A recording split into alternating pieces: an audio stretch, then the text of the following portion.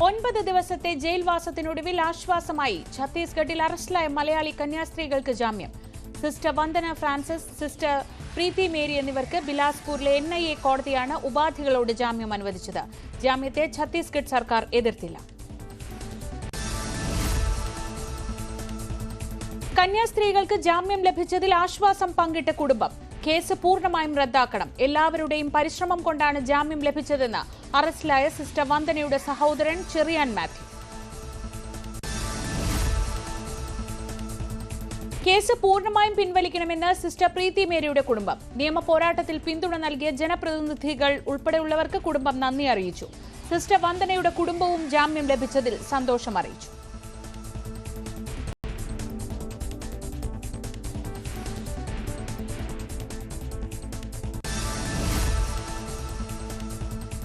കന്യാസ്ത്രീകളുടെ ജാമ്യത്തിനായി സഹായിച്ചവർക്ക് നന്ദി അറിയിച്ച് CBCI president Mar Andrews താഴ്ത്ത്.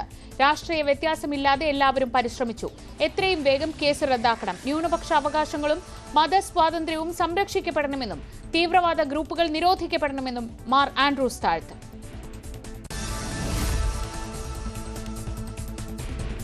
കന്യാസ്ത്രീകൾക്കെതിരായ FIR റദ്ദാക്കണമെന്ന് മന്ത്രി P. രാജീവ്.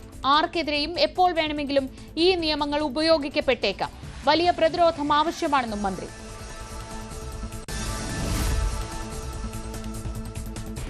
കന്യാസ്ത്രീകൾക്കും ആദിവാസി യുവാവിനും ജാമ്യം ലഭിച്ചതിൽ സന്തോഷമെന്ന് K. രാധാകൃഷ്ണൻ MP. സംഘപരിവാർ ശക്തികളാണ് കന്യാസ്ത്രീകളെ രാജ്യദ്രോഹികളാക്കിയത്. സംഘപരിവാറിന്റെ മുഖമെന്തെന്ന് എല്ലാവരും തിരിച്ചറിഞ്ഞുവെന്നും K. രാധാകൃഷ്ണൻ.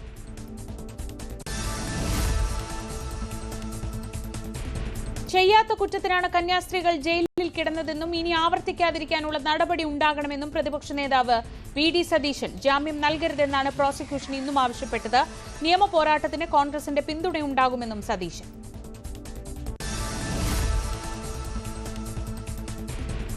കന്യാസ്ത്രീകൾക്ക് ജാമ്യം കിട്ടിയതിൽ സന്തോഷമെന്ന് BJP സംസ്ഥാന ജനറൽ സെക്രട്ടറി S. സുരേഷ്. ഒറ്റപ്പെടുത്തി ആക്രമിക്കാനുള്ള ശ്രമം അതിജീവിച്ചുവെന്നും സുരേഷ്.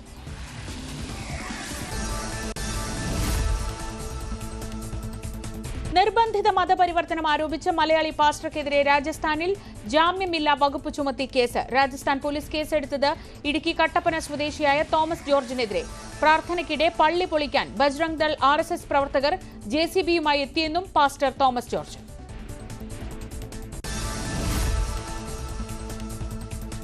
കേരള സ്റ്റോറിക്ക് അവാർഡ് നൽകിയതിനെ വിമർശിച്ച് മുഖ്യമന്ത്രി പിണറായി വിജയൻ. മതനിരപേക്ഷ പാരമ്പര്യത്തെ അപകീർത്തിപ്പെടുത്താനുള്ള നീക്കമാണെന്ന് മുഖ്യമന്ത്രി വിമർശിച്ചു. വർഗീയ വിദ്വേഷം പടർത്താനുള്ള ഉപാധിയാക്കിയ സാംസ്കാരിക ദുഷിപ്പിനുള്ള അംഗീകാരം. ചലച്ചിത്ര മേഖല ഇതിനെതിരെ ഒറ്റക്കെട്ടായി നിൽക്കണമെന്ന് മുഖ്യമന്ത്രി.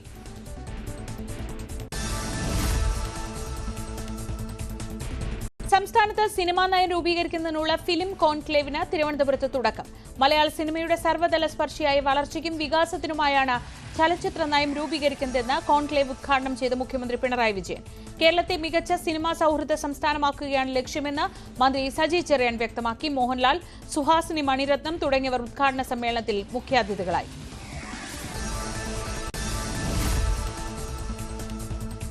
സിനിമാ നയത്തിന്റെ കരട് നയരേഖ ന്യൂസ് 18. സിനിമാ മേഖലയിൽ ശക്തമായ നിയന്ത്രണ സംവിധാനം ഉണ്ടാകണമെന്നാണ് ശുപാർശ. നയം നടപ്പാക്കാൻ നിയമനിർമ്മാണം വേണം. കാസ്റ്റിംഗ് കൗച്ച് ഇല്ലാതാക്കണം. വിവേചനം, ലൈംഗികാതിക്രമം, അധികാര കേന്ദ്രീകരണം എന്നിവ നിരോധിക്കണമെന്നും കരട് രേഖയിൽ പറയുന്നു. സർക്കാർ സംഘടിപ്പിക്കുന്ന സിനിമാ കോൺക്ലേവ് മുഖ്യമന്ത്രി ഉദ്ഘാടനം ചെയ്തു.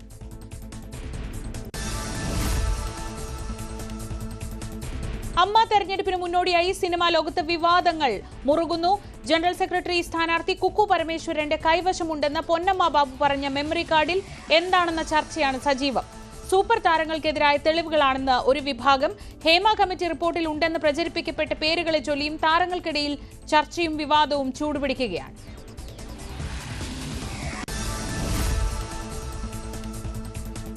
കുക്കു പരമേശ്വരനെതിരെ തുറന്നടിച്ച് നടി ഉഷ. മെമ്മറി കാർഡിൽ ഉള്ളത് കാട്ടി പലരെയും കുക്കു ഭീഷണിപ്പെടുത്തി. അമ്മ തെരഞ്ഞെടുപ്പിൽ സ്ഥാനാർത്ഥിയാകാൻ വന്നയാളെയും ബ്ലാക്ക്മെയിൽ ചെയ്യാൻ ശ്രമിച്ചു. ഉഷയുടെ പ്രതികരണം ന്യൂസ് 18നോട്.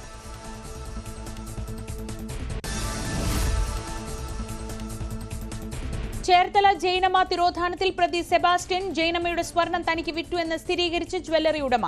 വെങ്കടേശ്വർ ജ്വല്ലറി ഉടമ സദാശിവന്റെ സ്ഥിരീകരണം ന്യൂസ് 18നോട്. സെബാസ്റ്റ്യൻ സ്വർണം വിൽക്കാനെത്തിയത് ജൈനമ്മയെ കാണാതായ ഡിസംബർ 24-നും 30-നും ഇടയിൽ. News 18 big breaking. വെങ്കടേശ്വർ ജ്വല്ലറിയിൽ തെളിവെടുപ്പ് നടത്തി പോലീസ്.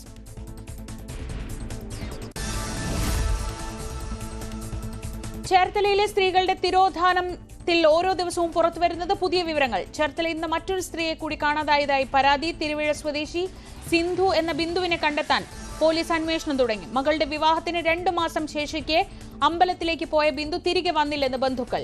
സെബാസ്റ്റ്യൻ സ്ഥിരം കുറ്റവാളിയെന്ന് ഉറപ്പിച്ചു പോലീസ്.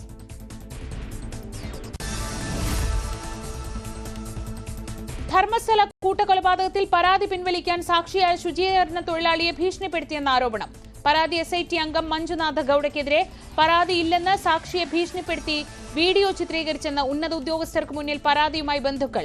ഇന്നത്തെ പരിശോധനയുടെ കാര്യത്തിൽ അനിശ്ചിതത്വം. ധർമ്മസ്ഥലയിൽ കുഴിച്ചുമൂടിയ രഹസ്യങ്ങളെല്ലാം ഇനി ലോകം അറിയും. വാർത്ത റിപ്പോർട്ട് ചെയ്യുന്നതിന് ബെൽത്തങ്കടി കോടതി ഏർപ്പെടുത്തിയ നിയന്ത്രണങ്ങൾ കർണാടക ഹൈക്കോടതി റദ്ദാക്കി. കണ്ടെത്തിയ മനുഷ്യാസ്ഥികൾ 1-ലേറെ പേരുടേതാണെന്ന സംശയം. കൊലപാതക പരമ്പര ഉണ്ടായെന്ന വാദം ഇതോടെ ബലപ്പെട്ടു. ശാസ്ത്രീയ അന്വേഷണം തുടരുകയാണ്.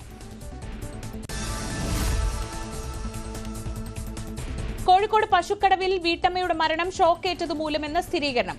വനമേഖലയോട് ചേർന്ന കൃഷിയിടത്തിൽ സ്ഥാപിച്ച കെണിയിൽ നിന്നാണ് ഷോക്കേറ്റത്. പശു ചത്തതും വൈദ്യുതാഘാതമേറ്റാണ്. മൃതദേഹം കാണപ്പെട്ട സ്ഥലത്തിനടുത്തുള്ള കൊക്കോ തോട്ടത്തിൽ വൈദ്യുതി ലൈനും കണ്ടെത്തി.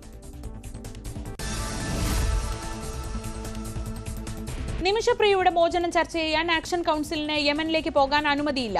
കേന്ദ്ര സംഘത്തെയും അയക്കില്ല. വിദേശകാര്യ മന്ത്രാലയത്തിന്റെ തീരുമാനം ഇന്ത്യൻ പൌരന്മാരുടെ സുരക്ഷ പരിഗണിച്ച് നിമിഷയുടെ മോചനത്തിൽ മധ്യസ്ഥർ നടത്തുന്ന നിർണായക ചർച്ച ഇന്ന് തുടരും.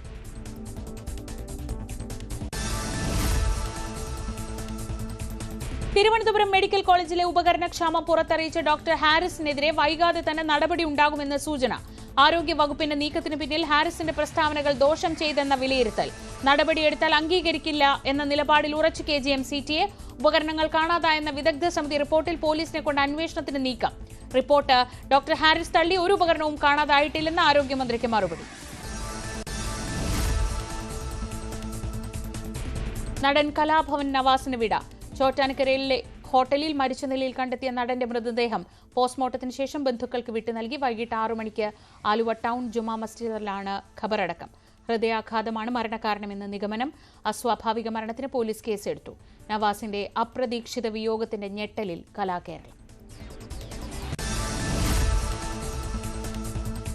VC നിയമനത്തിൽ ഗവർണറും സർക്കാരും വീണ്ടും നേർക്കുനേർ. സർക്കാരിനെ വകവയ്ക്കാതെ ഗവർണർ മുന്നോട്ട്. ചർച്ചയിൽ നിന്ന് പിന്മാറി മന്ത്രിമാർ. സുപ്രീംകോടതിയെ സമീപിക്കാനും നീക്കം. കേരള സർവകലാശാലയിലെ സിൻഡിക്കേറ്റ് റൂം തുറക്കുന്നതിന് വിലക്കേർപ്പെടുത്തി VC. നടപടി ഇടതംഗങ്ങളുടെ വഴിവിട്ട ഇടപെടൽ മൂലമെന്ന വിശദീകരണം.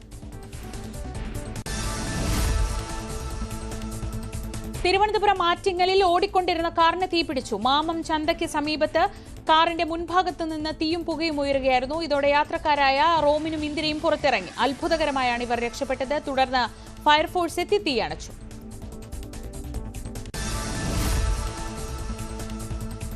പത്തനംതിട്ട എളമണ്ണൂരിൽ പോസ്റ്റ് ഓഫീസിൽ പാഴ്സൽ പൊട്ടിത്തെറിച്ചു. എയർ ഗണ്ണുകളിലെ പെല്ലറ്റാണ് പൊട്ടിയത്. മറ്റ് അപകടങ്ങളില്ല. പാഴ്സൽ പോലീസ് വിശദമായി പരിശോധിക്കുന്നു.